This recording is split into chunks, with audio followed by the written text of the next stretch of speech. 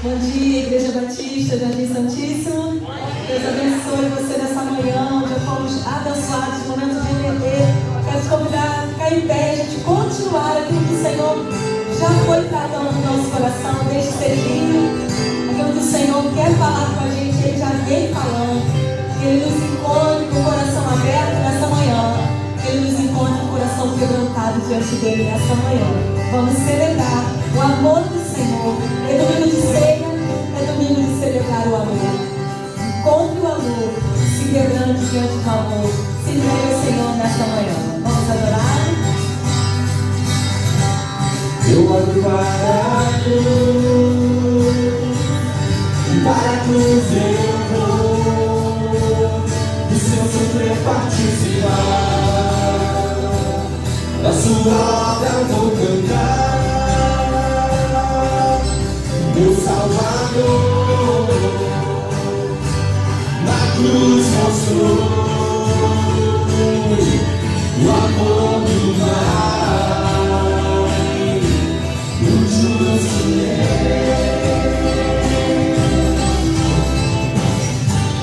na cruz me chamou gentilmente, cantaria sem palavras, me aproximo, quebrantado o seu amor.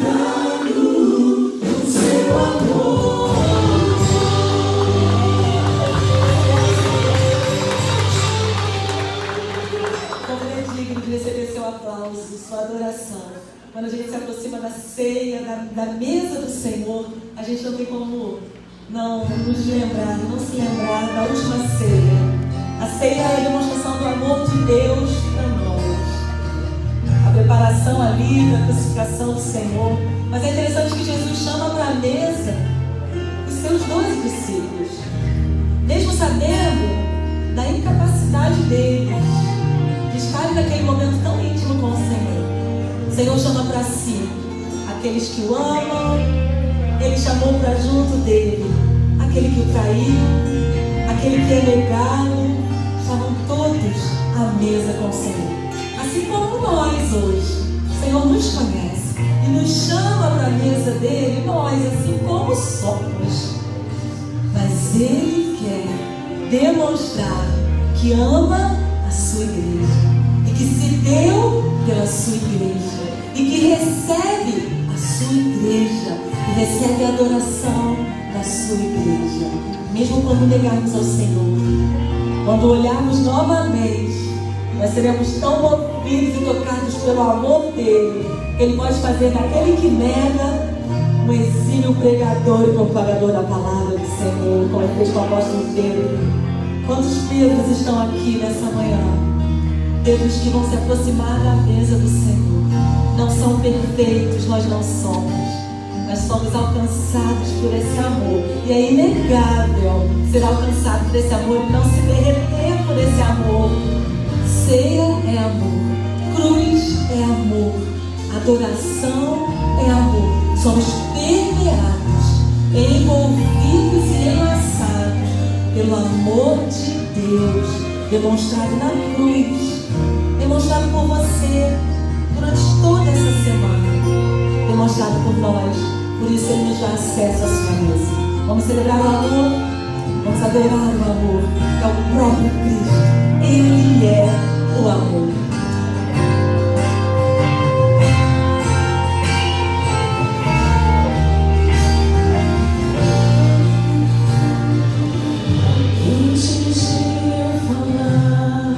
Tu cantavas sobre mim. Tu tens sido tão, tão bom pra mim. Antes de eu respirar, sopraste tua vida em mim.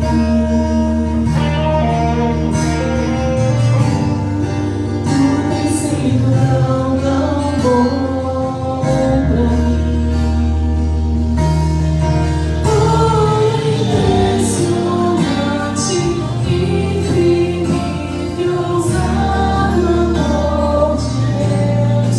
Oh, que deixa as 99 só pra me encontrar. Não posso comprá-lo, nem merecê-lo, mesmo assim se entregou. Oh, impressionante, infinito, ousado amor de Deus. Oh, oh, oh.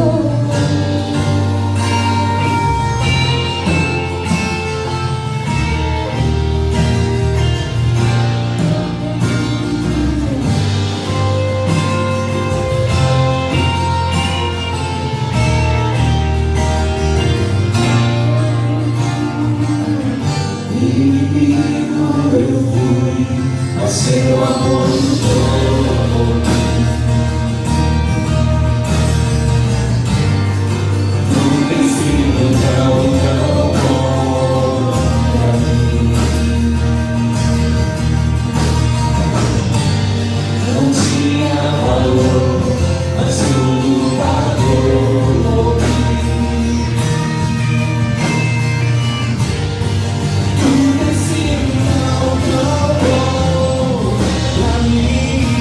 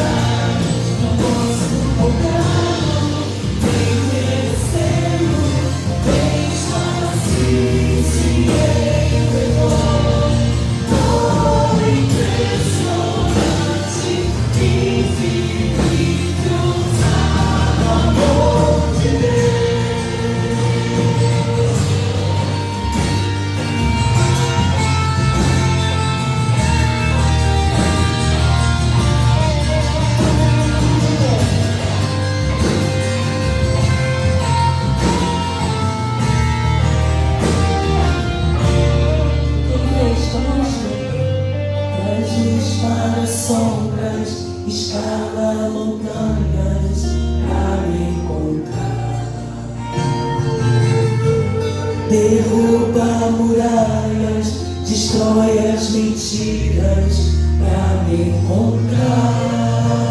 Esse continua. Traz luz para as sombras, escala montanhas pra me encontrar. Derruba muralhas, destrói as mentiras pra me encontrar. Traz luz para as sombras, escala montanhas pra me encontrar.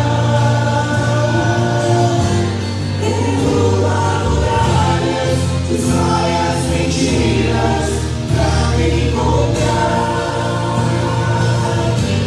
Traz luz para as sombras, escala montanhas pra me encontrar. Derruba muralhas, destrói as mentiras pra me encontrar.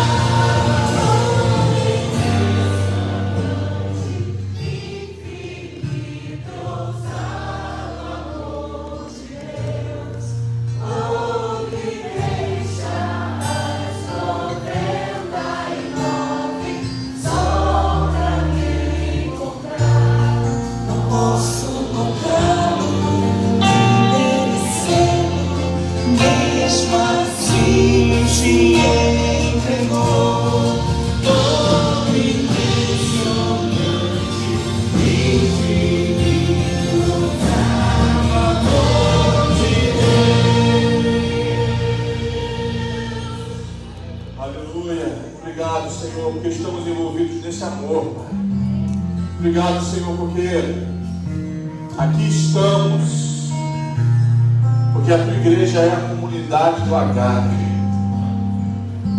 Tu és o amado de nossa alma, tu és o Senhor de nossas vidas. Nós exaltamos e bendizemos o teu santo nome, ó Senhor. Nós glorificamos o teu santo nome nesta manhã, Senhor. Nós buscamos ao Senhor com todo o nosso coração. Nós buscamos ao Senhor com todo o nosso amor. Nós buscamos ao Senhor com toda a nossa vida neste momento. Estamos aqui por tua causa. Não estamos aqui, Senhor, por nossas percepções. Não estamos aqui, Senhor, porque hoje vivemos um hobby. Servir a Ti não é um hobby. Estar neste lugar não é um hobby. Estar neste lugar é fazer parte do corpo vivo de Jesus. Estamos aqui porque somos discípulos, e o discípulo não tem mais vontades. Ele abandonou suas vontades por amor ao seu Senhor. O discípulo abandonou suas vontades porque ele sabe que a vontade do seu Senhor é melhor. Não estamos aqui, ó Pai, pautados por emoções, porque em Cristo Jesus nós aprendemos a governar, dominar, reinar sobre nossas emoções. Estamos aqui, Senhor, de forma consciente e intencional, porque te amamos, porque queremos te servir, porque amamos este irmão, esta irmã que está ao nosso lado.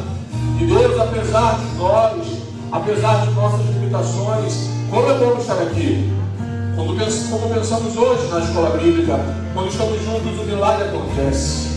O teu Espírito está atuando neste lugar. Senhor, atue em nossas vidas. Retire, Senhor, de nós que não provém de Ti. Papai, ministre a cada um de nós, especialmente hoje que estamos diante da ceia do Senhor. Que possamos nos examinar a nós mesmos.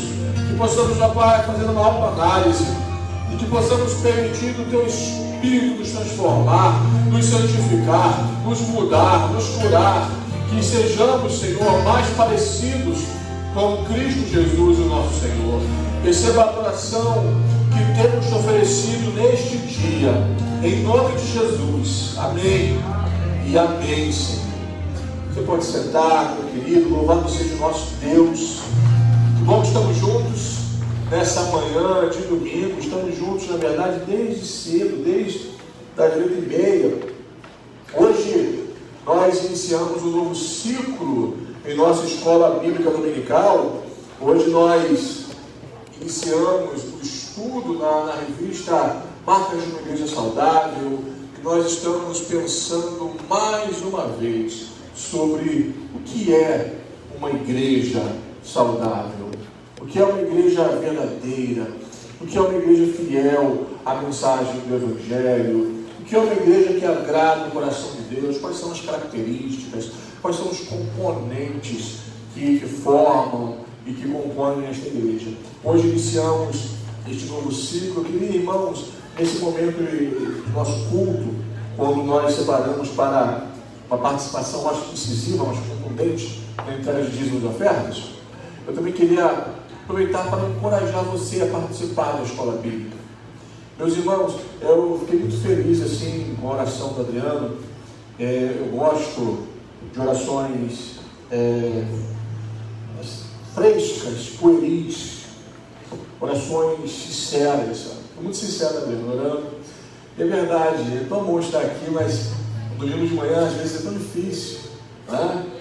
Que aquele edredom te dá um mata-leão, meu querido, te agarra pelo pé, não é verdade?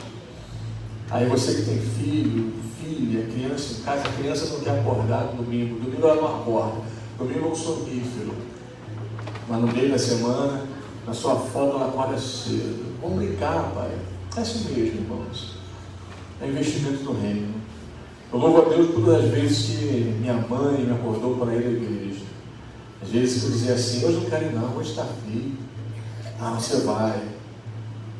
Por que eu tenho que ir? Não, porque tem que ir. Eu aprendi a amar o Senhor assim, irmão. Eu aprendi a amar a casa de Deus assim, sabe?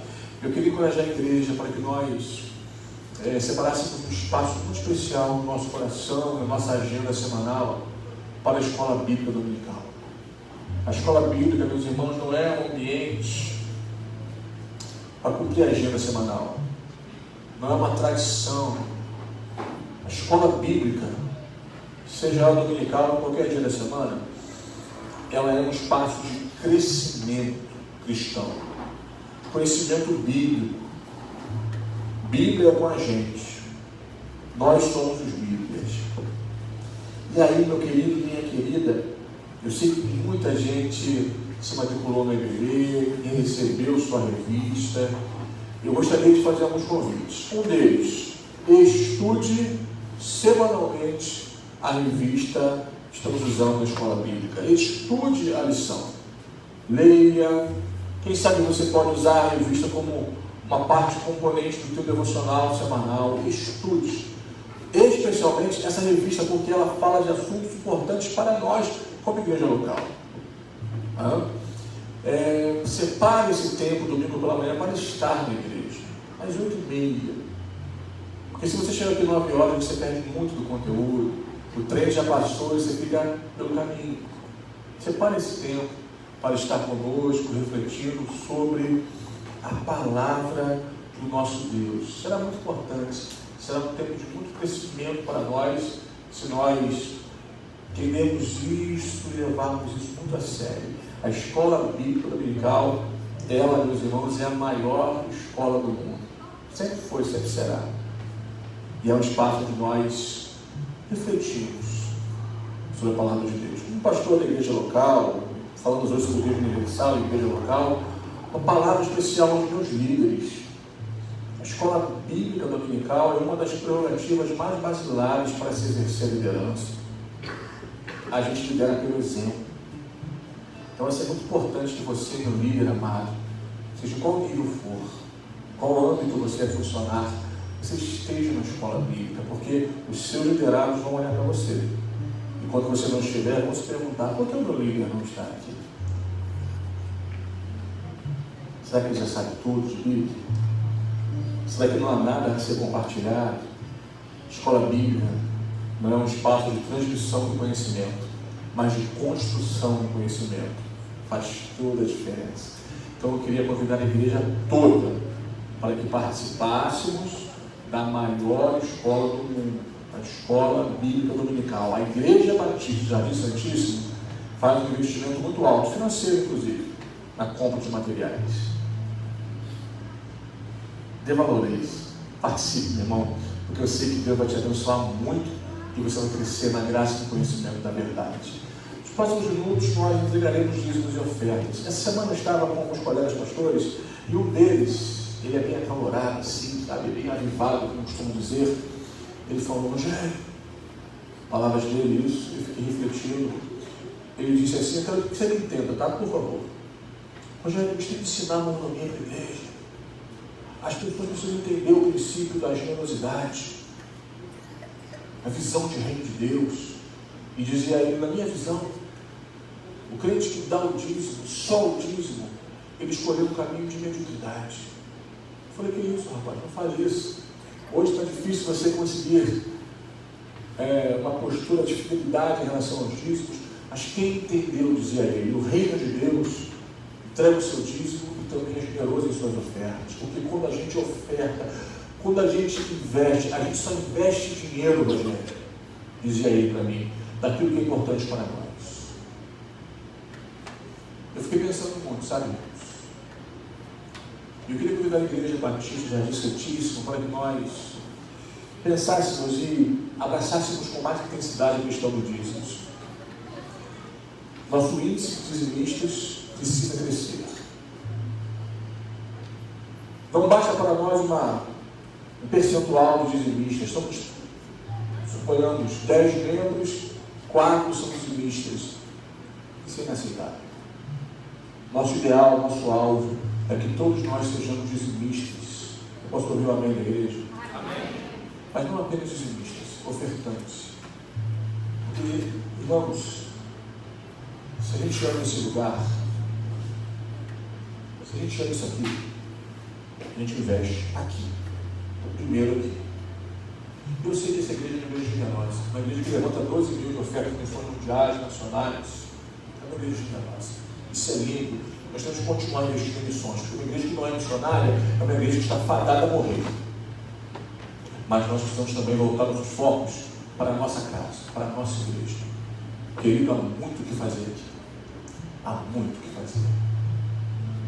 A casa tem que estar cheia de gente que ama Jesus e que ouviu a mensagem através de nós.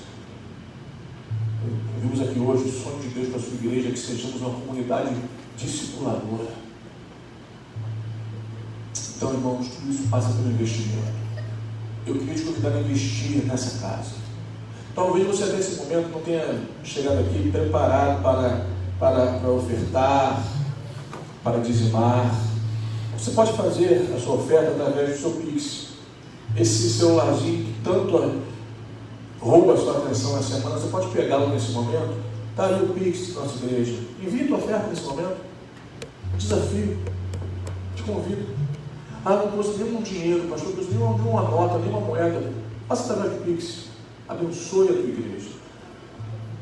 Se você preferir, pode fazer uma transferência. Por que eu estou falando isso, irmão? Eu falo sem pudor nenhum. Esse pastor aí fala muito dinheiro e tal. Irmão, eu não estou pedindo dinheiro para mim.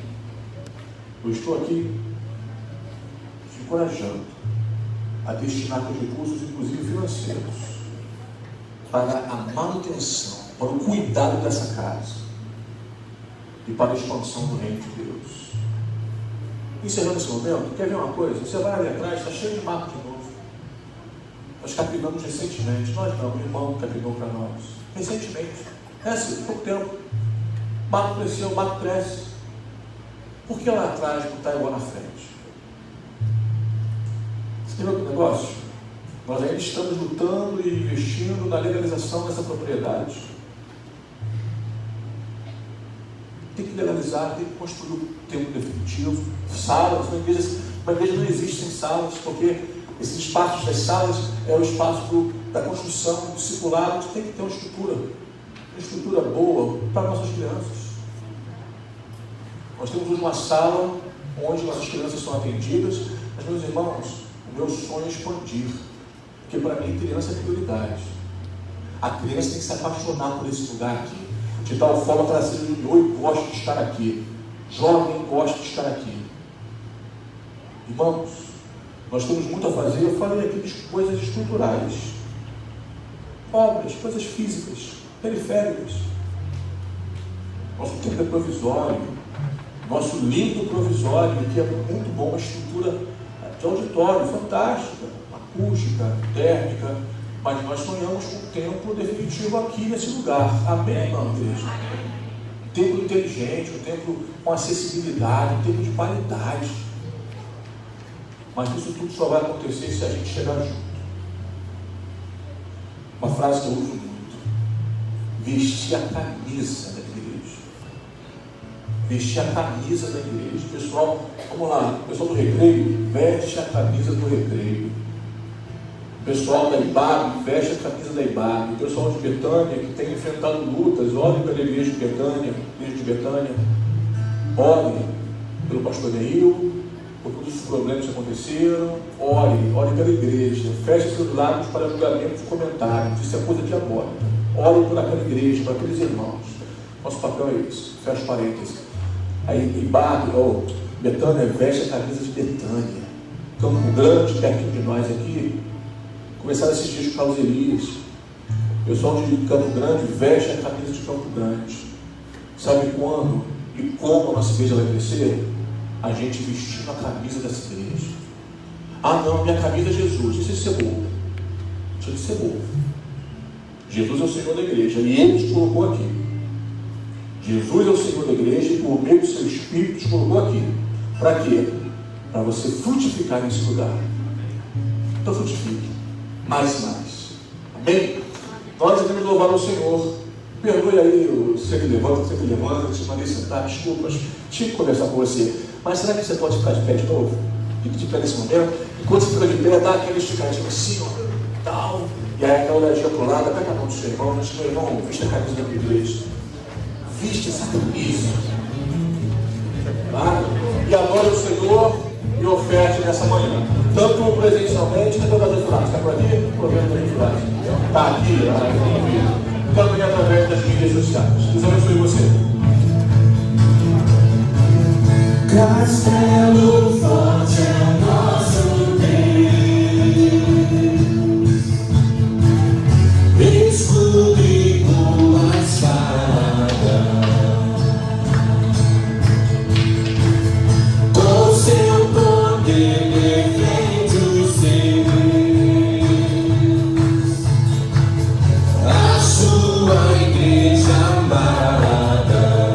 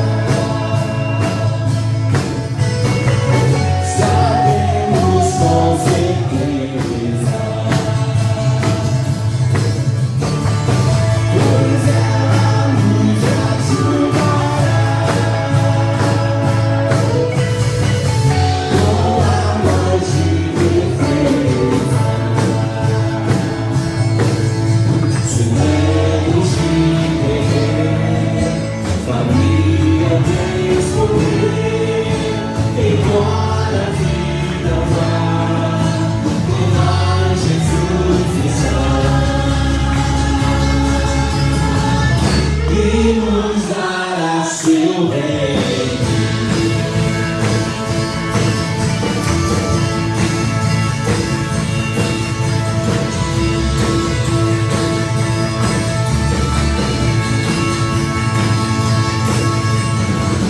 Castelo forte é o nosso Deus.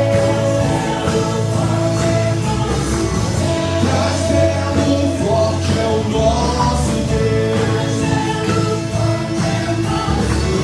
Castelo forte é o nosso Deus.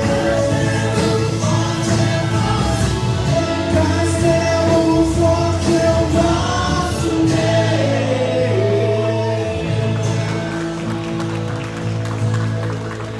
Sim, Senhor, sim, é verdade.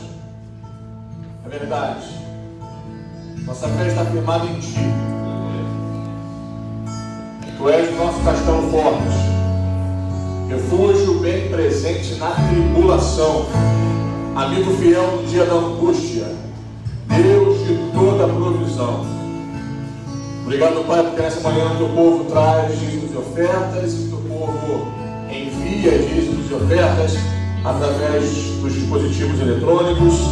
Senhor, faz Tua igreja prosperar nos recursos, mas especialmente prosperar na visão, na estratégia, na unidade,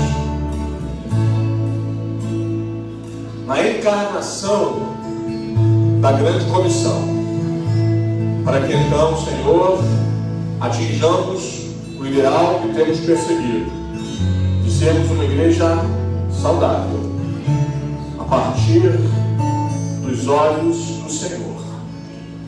Abençoa-nos, Pai, abençoe Teu povo, os que contribuíram e os que não puderam contribuir.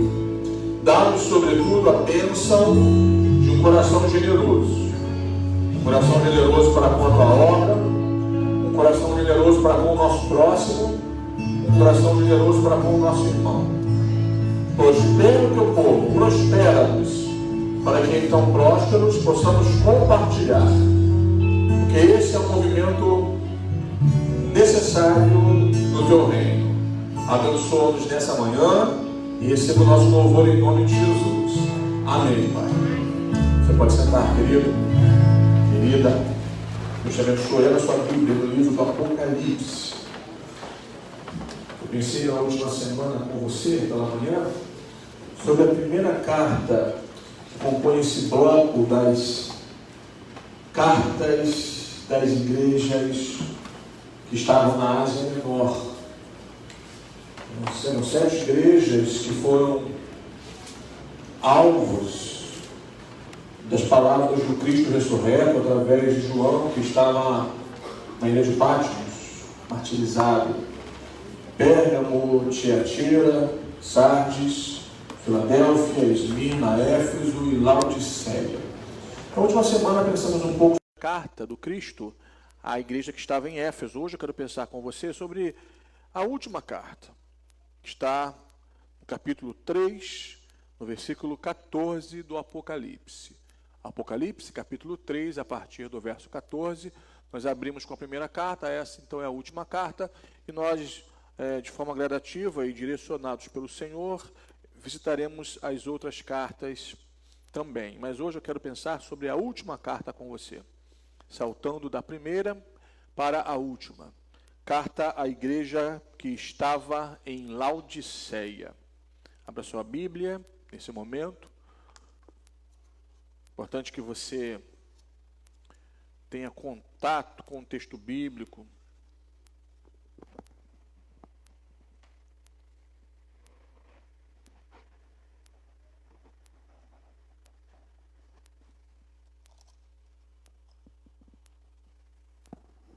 O texto diz: ao anjo da igreja em Laodiceia escreve: estas coisas diz o Amém, a testemunha fiel e verdadeira, o princípio da criação de Deus. Conheço as tuas obras, que nem és frio nem quente. Quem deras fosse frio ou quente.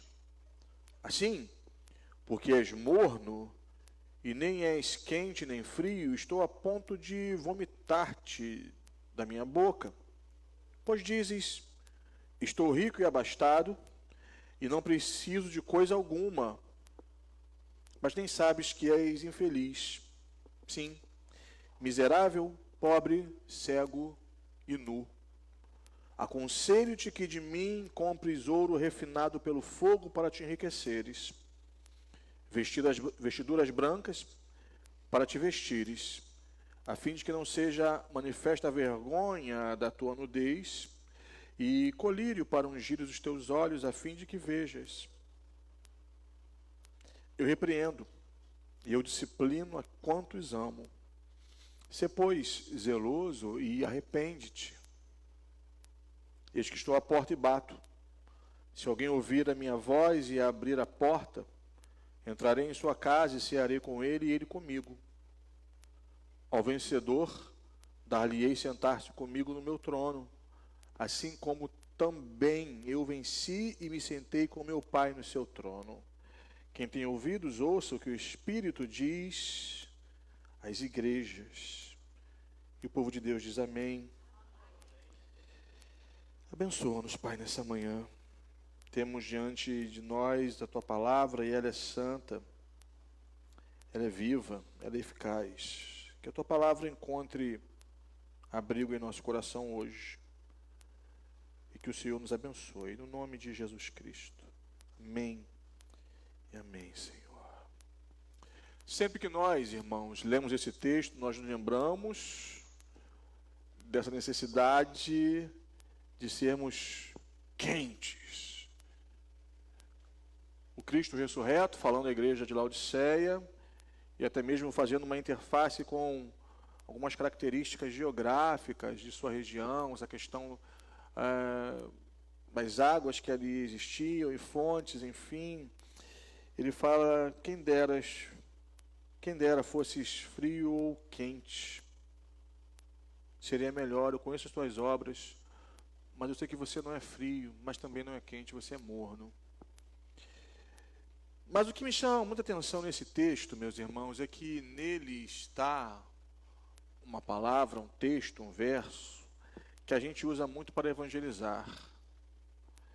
Mas a palavra que nós usamos muito para evangelizar o perdido, ela foi originalmente destinada à igreja. Apocalipse, capítulo 3, versículo 20. Eis que estou à porta e bato. Se alguém ouvir a minha voz e abrir a porta, entrarei em sua casa e cearei com ele e ele comigo. Eu gosto muito de pensar, irmãos, que o Novo Testamento começa com Deus fora da igreja, fora do ambiente da religião. E o Novo Testamento termina com Deus do lado de fora da igreja, tendo que bater a porta. É como se você, no dia que esquece a chave, você então precisa bater a porta para entrar. Ou então, de repente, um dos cônjuges está aborrecido com o outro e tranca a porta e diz, você não vai entrar. Mas como que eu não vou entrar na minha casa? A casa é minha. Não, mas aqui você não entra. Eu sei que isso não acontece aqui, em nome de Jesus. Mas a figura é muito emblemática para mim, meus irmãos, porque a igreja de Laodiceia é uma das mais significativas no contexto do Novo Testamento, no contexto dessa igreja do primeiro século, dos primeiros séculos, perdão. E em todas as vezes que eu conversar com você sobre as 7 cartas às igrejas da Ásia Menor, eu vou te lembrar que nenhuma delas existe hoje. Tal qual eram, nenhuma delas. E nós estamos pensando esse mês sobre igreja saudável. Pensamos hoje um pouco porque algumas igrejas morrem. Igrejas morrem. Apesar da palavra de Jesus aos seus discípulos, especialmente é Pedro. Pedro, tu és pedra. Ele faz um trocadilho, ele usa um argumento muito comum na literatura judaica. Ele fala, Cefas, você é rocha, e sobre esta rocha que você recebeu e teus amigos receberam, eu vou edificar a minha igreja. Não é o Pedro que é a rocha, mas é o ensino de Jesus confiado aos apóstolos que é a rocha que sustenta a igreja. E sobre esta rocha eu edifico a minha igreja, edificarei a minha igreja. Vimos hoje quem é o fundador da igreja, Jesus. E ele disse: as portas do inferno não prevalecerão contra a minha igreja. Mas por que então igrejas morrem? Porque igrejas não ouvem as palavras do seu dono. E muitas dessas palavras reveladas nas 7 cartas às 7 igrejas que estavam na Ásia Menor. A carta à igreja que estava em Laodiceia é uma delas. E algumas questões precisam ser refletidas por nós hoje. Essa questão da mornidão, uma igreja insossa, uma igreja sem expressividade, uma igreja, irmãos, uma igreja, entendam-me, que escolheu e que caiu no caminho da mediocridade. O que é ser medíocre? Ser medíocre é abraçar aquele nível médio e não querer avançar, não querer crescer. É uma realidade, mediocridade, meus irmãos, é uma realidade de conforto. E fala-se muito hoje, os coaches falam muito para nós sobre abandonar a área de conforto. Em certa medida eles estão certos, porque crescer dói, avançar é difícil. Alçar novos voos é muito complicado, mas mudar é necessário. Um organismo vivo que não muda, ele está fadado à morte. Você, nesse exato momento que está aqui sentado, sentada, cultuando ao Senhor, adorando ao Senhor, você está mudando. Está acontecendo de forma plena uma homeostase no seu organismo. Tudo está funcionando e o tempo também está passando. Há uma relação desse teu corpo com a realidade tempo e espaço. E você está envelhecendo. Você não tem mais a idade que você tinha quando acordou hoje. Nós estamos mudando, queiramos ou não, entendamos ou não. A vida é dinâmica. Mas quando nós, existencialmente falando, espiritualmente falando, pensamos, eu estou nesse ponto, eu cheguei nesse patamar, eu estou nessa realidade, e eu vou ficar por aqui, eu não quero mais investir, eu não quero muito me envolver, está bom como está. Há um perigo muito grande, meus irmãos, na prática de nossa espiritualidade, na prática de nossa fé, de abraçarmos uma vida pautada pela mediocridade, uma vida pautada por uma mornidão. Pessoas acostumadas com o empate está bom. Eu me lembro, meus irmãos, quando o Parreira foi técnico da seleção, não sei se você lembra disso, os mais jovens não vão lembrar, só viram assistindo documentários.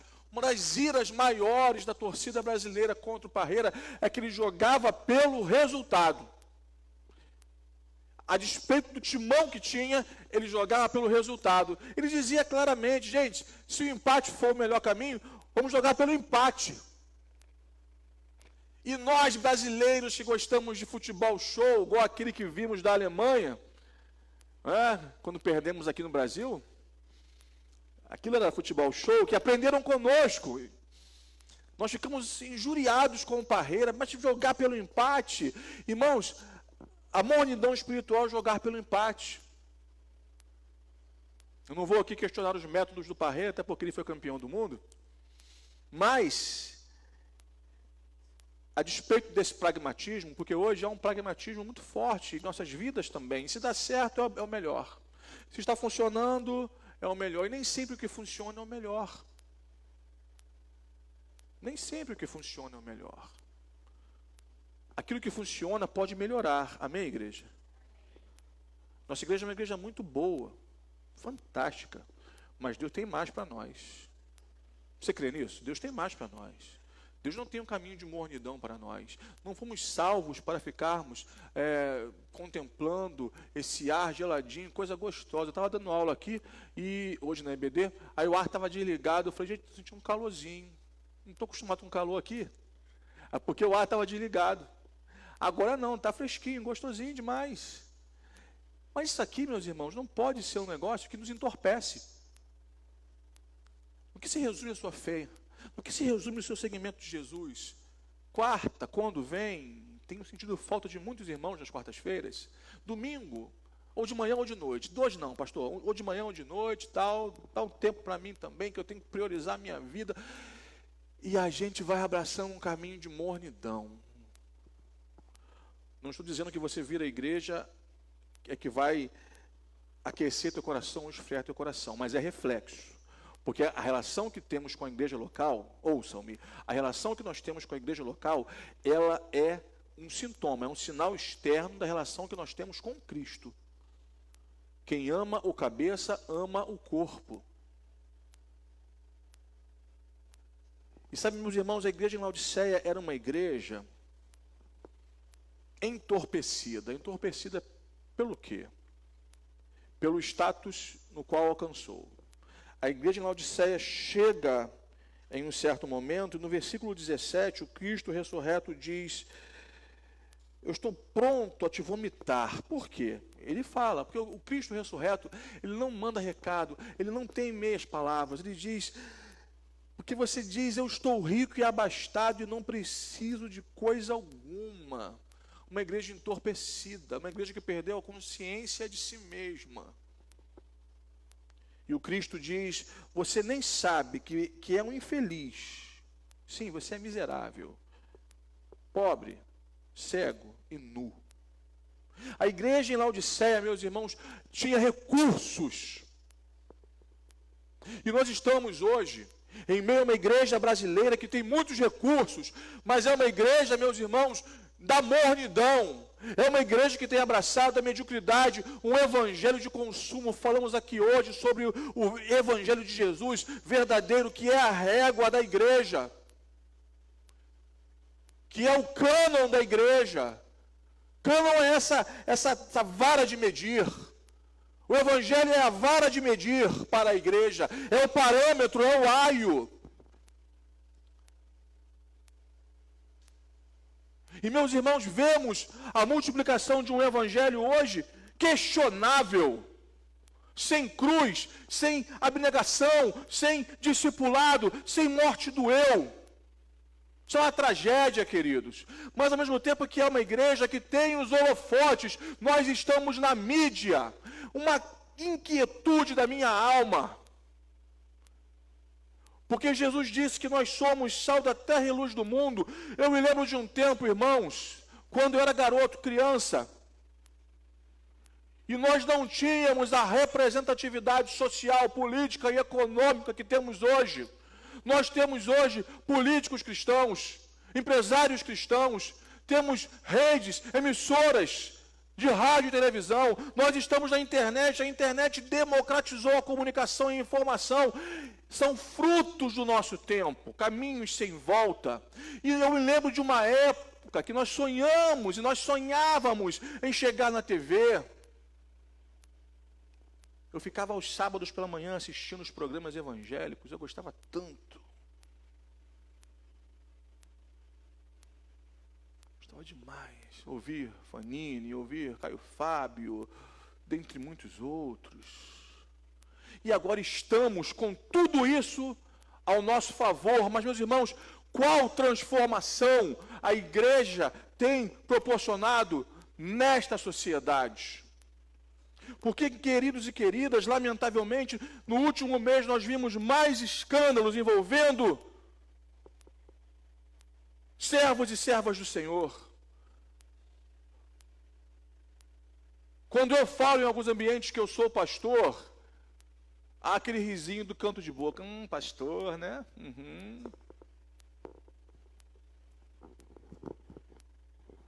Até mesmo no seio da igreja perdeu-se uma respeitabilidade pela figura pastoral. E na sociedade, meus irmãos, a igreja não tem sido sal e luz. A igreja brasileira está morna e nós, Igreja Batista, Jardim Santíssimo, temos que optar por um caminho não de mediocridade, mas de aquecimento da alma. Eu gosto de lembrar de Sam Tipton em seu livro Coração Ardente. Nosso coração precisa arder nessa manhã, meus irmãos, arder pelo Senhor da igreja. Nosso coração precisa estar em chamas hoje pelo Senhor Jesus, pelo seu Evangelho, pela missão que nos confiou. pelo privilégio de sermos igreja. Nosso coração hoje tem que arder pela comunhão. Apesar de nossas fragilidades, nós somos limitados e nós temos que abandonar um caminho, meus irmãos, temos que abandonar um caminho de um romantismo tolo e pueril. A igreja não é a comunidade da perfeição, mas a igreja é a comunidade da saúde, saúde inclusive mental, emocional. Igreja não é lugar de adoecimento, igreja é lugar de cura, comunidade terapêutica. Eu creio na igreja como uma comunidade terapêutica, e uma igreja que se dispõe a ser um lugar de cura é uma igreja que decidiu não caminhar como Laodiceia. Laodiceia chegou a um ponto e disse: estamos bem, não precisamos de ninguém, temos dinheiro, temos propriedades, temos recursos, nós somos a elite. E uma igreja, meus irmãos, como Laodiceia, começa a perder a sua visão missionária e missional acima de tudo. Sabe quando? Eu não sei, conheço igrejas que dizem assim, eu tenho colegas que chegaram numa igreja, animados, projeto evangelístico, discipulador, um grupo de irmãos chegou, chamou num canto e disse: pastor, segura a sua onda, para que encher a nossa igreja com essa gente? Tá bom como tá. Só a gente aqui, crescendo através de nossos filhos, que nos dão netos, e está bom. Meus irmãos, uma igreja cresce quando nós multiplicamos nossos núcleos familiares. Uma igreja cresce quando nós recebemos irmãos, novos irmãos, por transferência. Mas uma igreja precisa urgentemente, prioritariamente crescer por conversão, por novo nascimento, por batismos. A igreja me entende nessa manhã, meus irmãos. Nós precisamos crescer pela multiplicação do discipulado. Uma igreja como Laodiceia, que escolhe o caminho da mornidão, é uma igreja em si mesmada. Está bom como está, estamos bem como estamos e chega! Só que, meus irmãos, a visão do Senhor é arrojada. Você entende? Deus é visionário. Deus é criativo, Deus é multiplicador. Deus nunca abraçou a mediocridade. Após criar todas as coisas, Deus deu um like na sua criação. Ele falou: tudo é bom. Criava e dizia: é bom. Criava e dizia: é bom. Autoestima de Deus altíssima? Não, consciência de excelência. O reino de Deus é um lugar no qual somos convidados para a excelência, meus irmãos. Excelência no que fazemos com Deus, excelência como tratamos as pessoas, excelência como nos relacionamos, excelência como proclamamos a mensagem genuína do Evangelho. Irmãos, a igreja em Laodiceia dormiu em sua soberba, em sua prepotência. Que Deus nos dê um coração quebrantado, para que entendamos que já avançamos muito. Essa igreja tem mais de 30 anos, mais de 3 décadas. Quantas coisas os irmãos superaram, quantas coisas os irmãos venceram. Um dos prazeres da minha alma é sentar para ouvir histórias. Histórias compõem a nossa identidade e tradição judaico-cristã. Contar histórias é o que nos compõe em certa medida. Eu gosto de ouvir as histórias desta igreja, sentar com os irmãos com as suas cães brancas, seus cabelos brancos, e ouvir as histórias. Deus fez muito nesse lugar, meus irmãos. Deus fez muito através dessa igreja, mas o passado é a referência. O passado nos inspira, mas o futuro é o nosso alvo, na construção de uma realidade que glorifique a Jesus no cumprimento da grande comissão. É isso ou não, irmãos? Nós temos que querer mais de Deus, mais dedicação, oferecer ao Senhor, mais investimento, dedicar em nosso crescimento como igreja local e em nossas inter-relações, porque senão nós corremos o risco de cair no pecado de Laodiceia.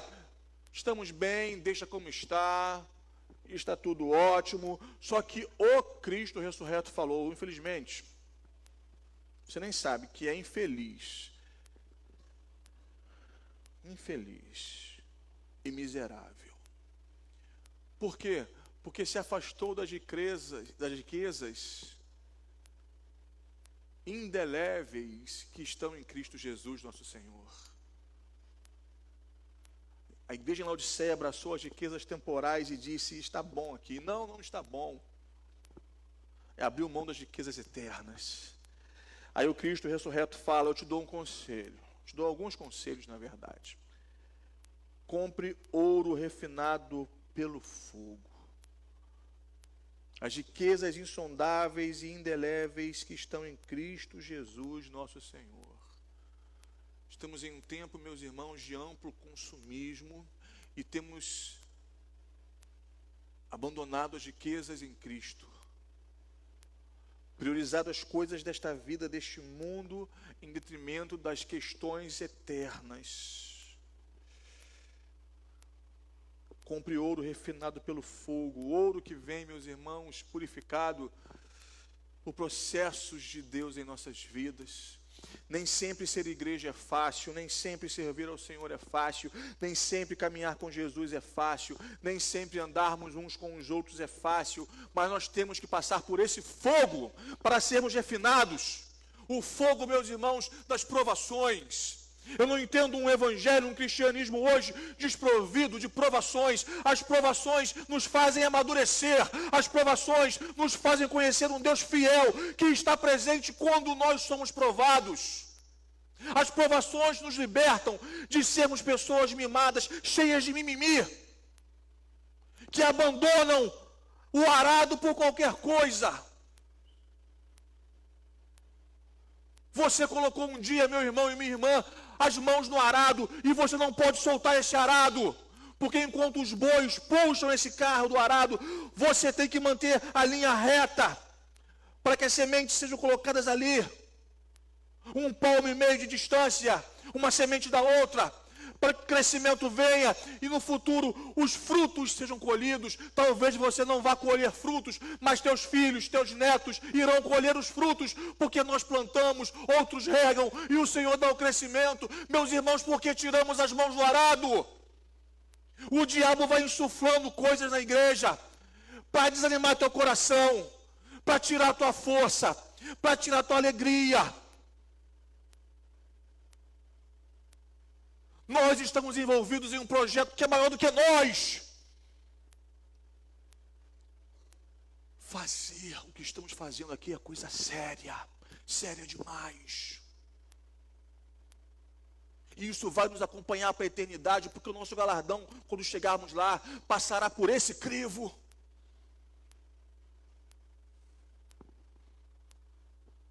Vestiduras brancas para te vestires, um caminho de santidade. Meus irmãos, a igreja tem sido tocada pelo pecado. A igreja tem sido tocada pelo pecado, e nossas vestes precisam estar brancas diante do Cordeiro de Deus, porque Ele é santo, santo, santo. Santo, santo é o Senhor dos exércitos, toda a terra está cheia da sua glória. E a nossa pecaminosidade não pode, meus irmãos, promover afastamento entre nós e o Senhor. Perto está o Senhor de todos os que o invocam.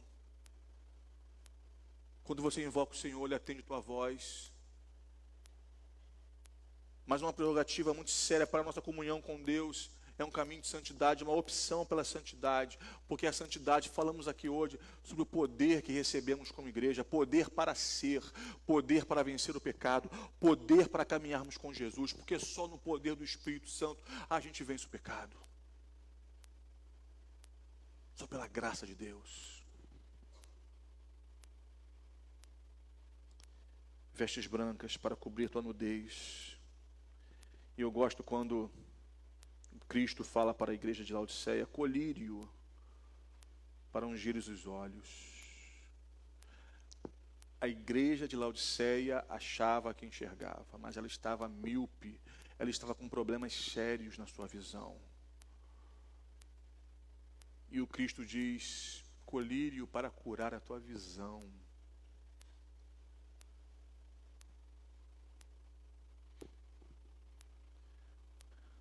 O que temos visto, irmãos? O que estamos enxergando? O que estamos enxergando? O que estamos enxergando? O que estamos enxergando nessa manhã? O que estamos enxergando e uma realidade espiritual que pauta essa realidade visível, porque tudo o que nós enfrentamos, irmãos, e isso pode parecer um discurso filosófico, o mundo das ideias, um discurso platônico ou neoplatônico, mas, meus irmãos, nós estamos, e a Bíblia nos diz que há toda uma realidade espiritual. E em alguns momentos nós perdemos a visão, a percepção do reino de Deus e no reino de Deus, porque nossos olhos precisam de colírio para enxergarmos como o Senhor enxerga. As nossas batalhas, meus irmãos, elas precisam ser travadas no âmbito espiritual.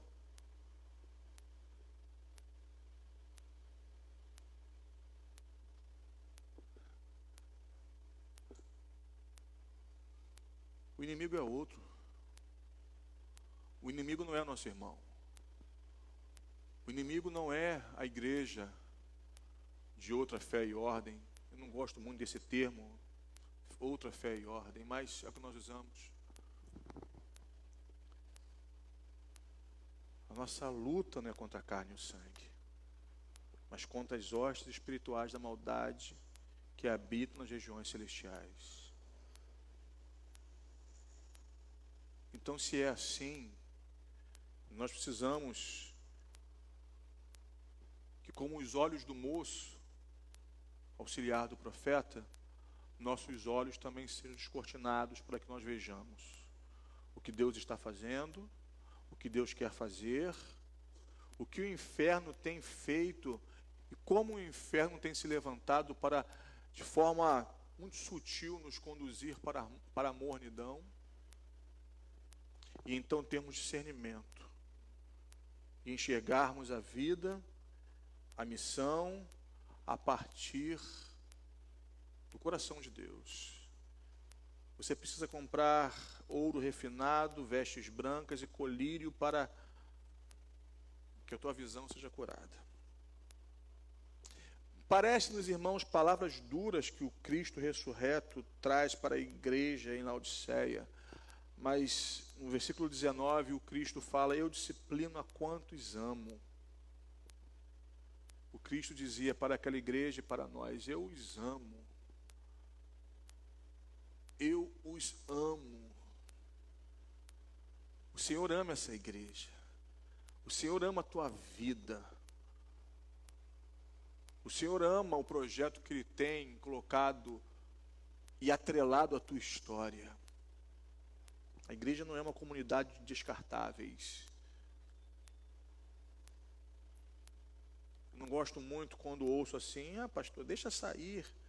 Eu tenho colegas que dizem: Rogério, já saiu tarde.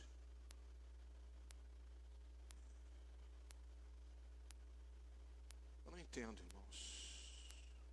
Eu não entendo dessa forma. Eu fui eleito aqui em Jardim Santíssimo, eu conheci alguns irmãos que já estavam em processo de transferência. Mas diante do Senhor, diante do meu Senhor, você pode acreditar ou não, isso é com você e Deus. Mesmo essas saídas de irmãos que eu não tive tanta convivência, com alguns eu pude conversar, doeram no meu coração.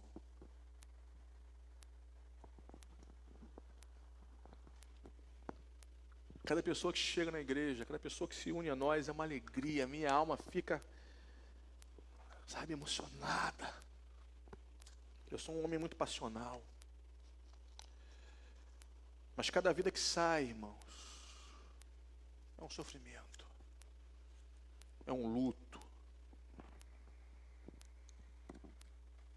Eu não entendo como líderes espirituais dizem: saiu, deixa sair. Sai um, Deus manda 10. Pessoas não são cifras, pessoas não são números, pessoas são universos em si mesmas. E existem motivos das pessoas serem como são. Cada um tem a sua história. E eu acho, meus irmãos, que a igreja é esse lugar de encontro, de cura, de reencontro.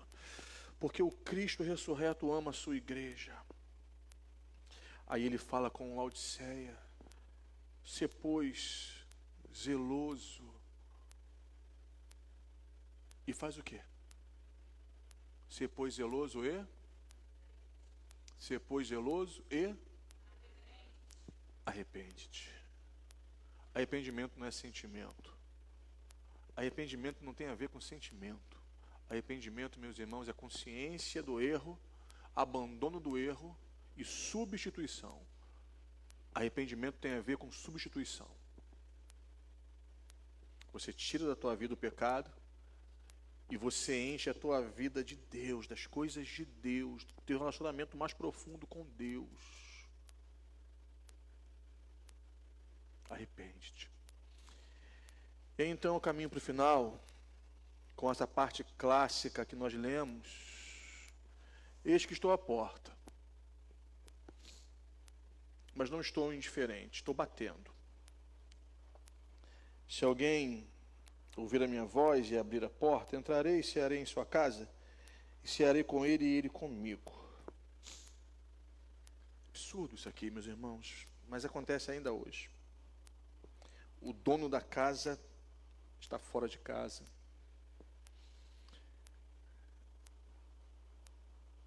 O Novo Testamento começa com Deus pregando o arrependimento a partir do deserto. Deus estava no deserto. Deus não estava na sinagoga. Deus não estava no templo. Deus estava no deserto com João Batista, o esquisito, comedor de gafanhotos e mel silvestre. Deus ainda hoje gosta de usar gente esquisita, e glória a Deus por isso, senão eu não estaria aqui. Deus ainda hoje usa aqueles que não se enquadram tanto nos padrões, nos formatos. João Batista, possivelmente um essênio. Deus estava com ele. Clamor solitário, chamado arrependimento. O Novo Testamento se desenrola. E Deus agora está, através do Cristo ressurreto, do lado de fora da igreja. Você entende? Do lado de fora. Batendo a porta, querendo entrar. Como assim? Nós não podemos, como igreja de Laodiceia, desenvolvermos uma forma de ser igreja que aquele que foi desligado seja o Senhor Jesus. Nós pensamos aqui nessa manhã, através da escola bíblica, a igreja tem um dono. E o nome dele é Jesus Cristo, nosso Senhor. Porque ele foi morto e com seu sangue comprou para Deus homens e mulheres de todas as tribos, povos, raças, nações, e nos constituiu reino de sacerdotes para reinarmos com ele eternamente. Ah, meus irmãos, que a gente entenda isso hoje. Que estejamos em chamas. Estejamos em chamas. Eu nunca vi uma pessoa, meus irmãos, para beber tanto café, como o pastor John Wirt, que eu conheci esses dias. Americano viciado em café.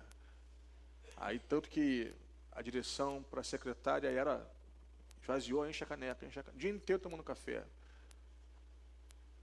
Coisa boa é um café quente, gostoso. Eu gosto de café também. Coisa terrível é um cafezinho frio, morno, de ontem. Coisa ruim é comida fria, morna. Coisa terrível é vida cristã morna. Tragédia é vida cristã morna. Que alcançou um status, vamos manter isso aqui, está bom. Deus nos chama para muito mais do que tudo aquilo que vivemos e vimos até hoje. Deus nos chama para muito mais do que tudo aquilo que vimos e vivemos até hoje. Que sejamos uma igreja cheia do poder do Espírito Santo, irmãos. Uma igreja em chamas. Que as pessoas cheguem aqui, na verdade, que elas lá fora, elas passem ali e lá fora. Irmãos, me perdoem o que eu vou dizer aqui, tá? Mas eu não sou... Eu tenho muita tranquilidade de quem eu sou. Mas a minha oração desse pastor batista aqui, eu gosto de ser batista, é que quem passar lá fora seja chamuscado, irmãos.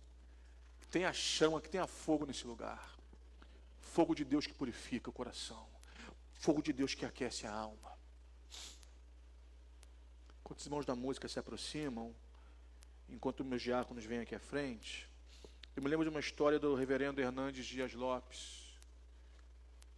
E encerro a mensagem brevemente com essa reflexão. Uma igreja, um dia pegou fogo, um incêndio,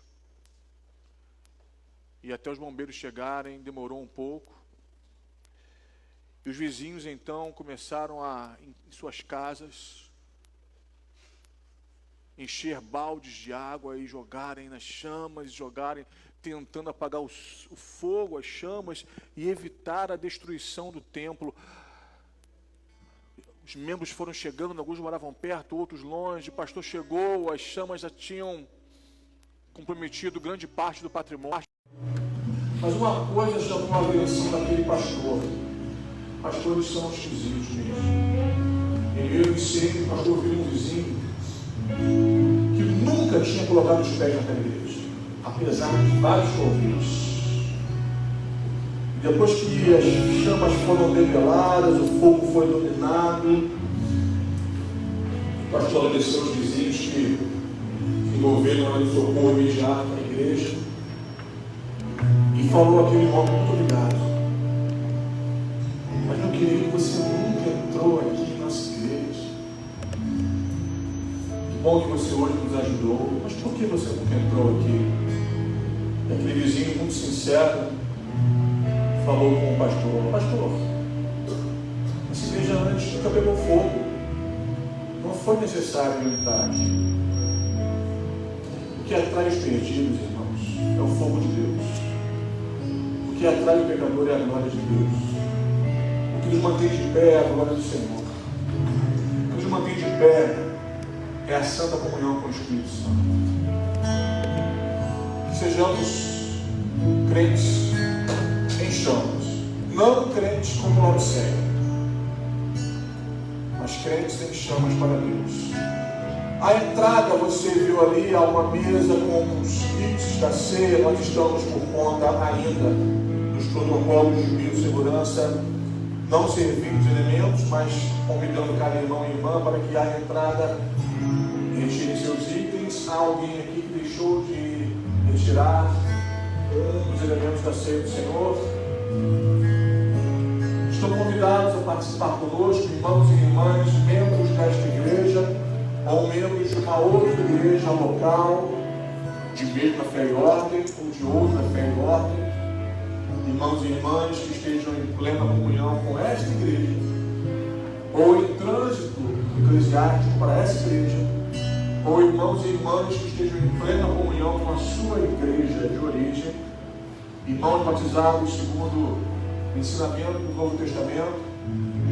Tais irmãos e irmãs estão convidados a participar da ceia do Senhor conosco nesta manhã. Enquanto adorarmos como os irmãos da música, nós iremos orar. Aproveite esses minutos para orar, colocar sua vida diante de Deus. Enquanto você ora, consagre sua vida ao Senhor, logo após celebraremos juntos esse memorial, a ceia do Senhor.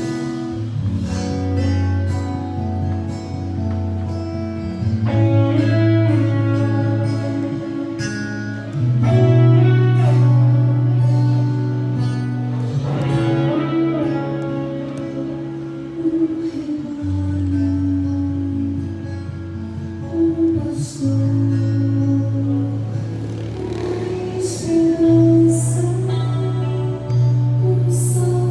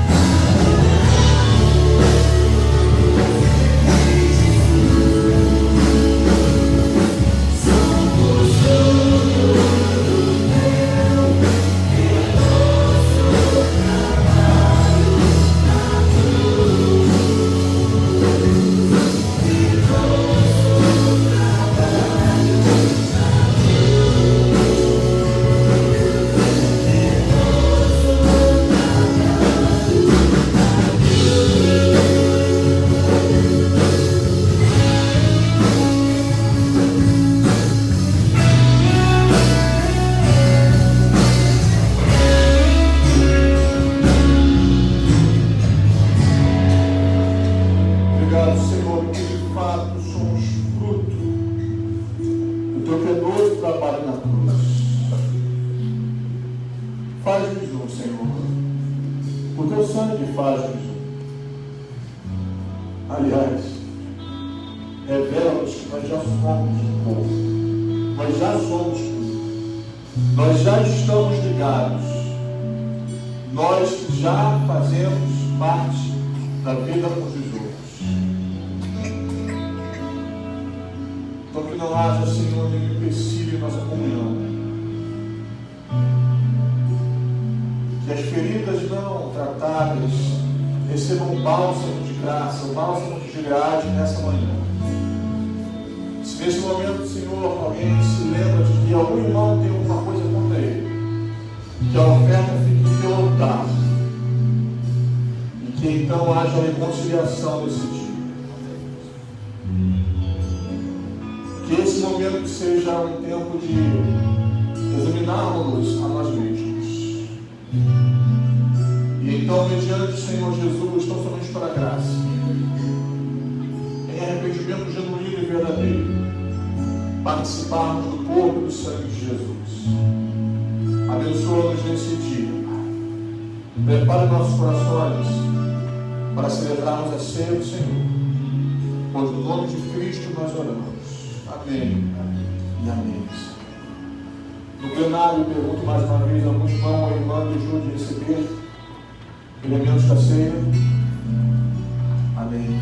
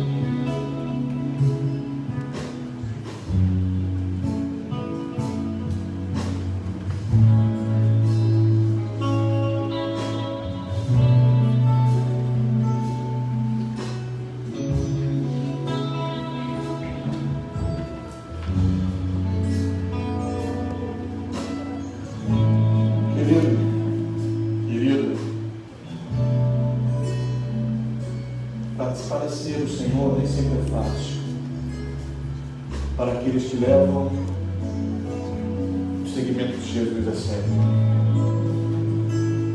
O que vivemos nessa manhã não é um sacramento, não é um meio de graça, é um memorial. Não há poder e santidade nos elementos em si. Há poder e santidade na celebração. Há poder e santidade na comunhão do corpo de Cristo. Porque o Cristo ressurreto está aqui. E quando comermos o pão e bebermos o cálice, lembrando-nos de seu sacrifício redentor, nós estamos reafirmando que temos com Ele uma aliança eterna. Esse cálice é a nova aliança do meu sangue. Estamos também reafirmando que temos uma aliança uns com os outros. Aliança esta que talvez essa manhã esteja enfraquecida em alguns momentos, em alguns laços, desencontrada em algumas outras questões. Mas o que fazer? Transpor pela graça e poder do Espírito Santo limites de nossa humanidade caída e de temperamentos e comportamentos afetados pela queda. Mais uma vez crucificarmos o nosso velho homem e dizermos: crucificado estou com Cristo. Você pode dizer isso? Crucificado estou com Cristo. Já não vivo mais eu, mas Cristo vive em mim. Crucificados não têm vontade. Crucificados não têm direitos. Crucificados são fiéis à vontade do seu Senhor. Vivem nele, para Ele e para a glória dele.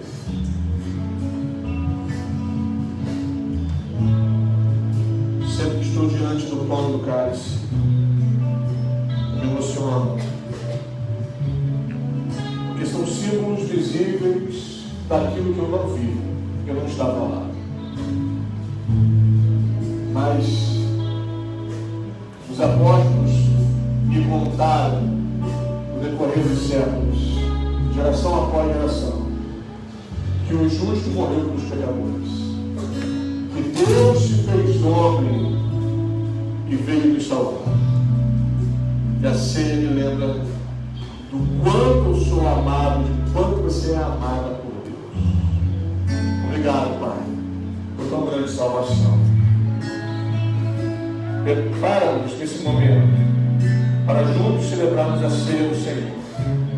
Que a tua presença tão potente neste lugar santifique a nossa vida e recalcule nossas trajetórias, em nome de Jesus. Te convido a ficar de pé no lugar onde você está. E tenha em mãos os elementos da ceia do Senhor.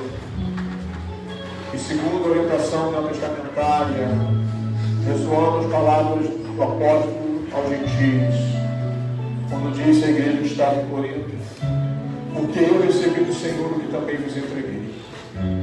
O Senhor Jesus, na noite em que foi traído, tomou o pão e, tendo dado graças, ele o partiu e disse: isto é o meu corpo que é dado por vós.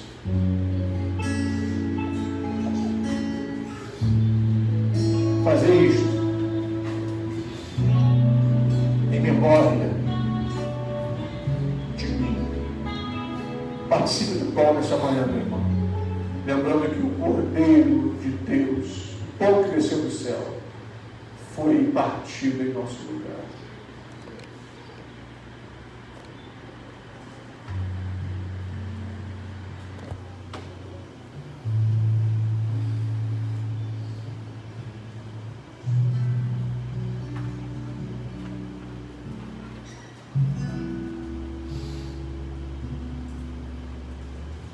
Por semelhante modo, disse o apóstolo Paulo, depois de haver ceado, tomou também o cálice, dizendo: este cálice é a nova aliança no meu sangue.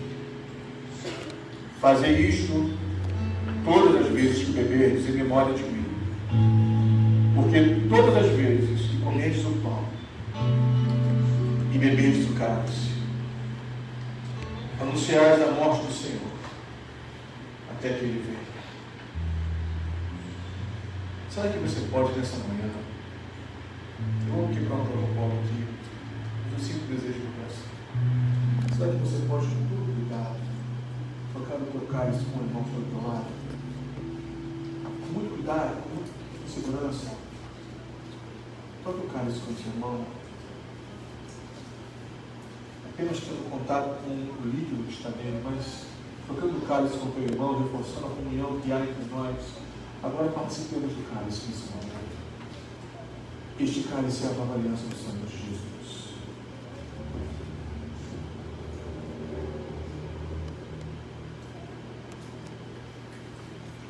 Somos frutos, Senhor, do teu penoso trabalho na cruz. Abençoa teu povo nessa manhã, abençoa a tua igreja nessa manhã. Rogamos para que tudo que ouvimos e vimos e vivemos paute nossa vida, nossa relação contigo e com os outros. Livra-nos de sermos como Laodiceia, uma igreja morna. Livra-nos de sermos como Laodiceia, uma igreja entorpecida pela sua prepotência. Livra-nos de sermos como Laodiceia, uma igreja na qual o Senhor não podia entrar. E de fato reina neste lugar, porque a igreja é tua, a casa é tua, nós somos teus. Abençoe o teu povo nesta manhã. Leva-nos, ó Pai, nesta comunhão. Que a mensagem da ceia do Senhor, nesse domingo, ressoe fortemente em nossa alma. E que o amor de Deus, o Pai, a graça de Jesus Cristo, nosso Senhor, e as doces e eternas consolações e a comunhão do Espírito Santo sejam abundantes sobre todo o povo de Deus aqui reunido, e sobre todo Israel de Deus espalhado sobre a face da terra. Que a igreja do Senhor diga amém.